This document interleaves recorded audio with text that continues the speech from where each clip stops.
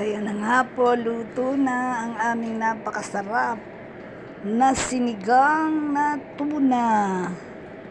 May talong, may labanos, at may bok choy, pechay, labanos, at talong, at saka sili. Ayan o, kumukulo-kulo pa, at kami po'y kakain na. Halina kayo at makikain kayo sa amin.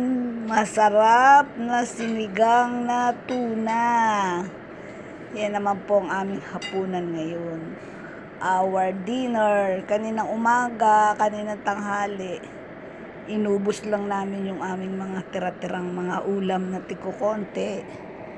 Para ngayon lang po naman ako nagluto ng sinigang na tuna na napakasarap.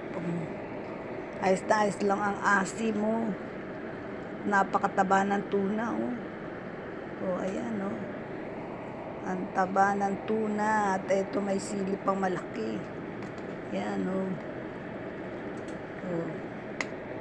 At halina po kayo at tayo maghapunan na ng napakasarap na sinigang na ulo ng tuna.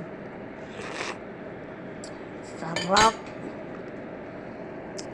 Bye-bye. Kakain na po kami ng hapunan. Halina kayo.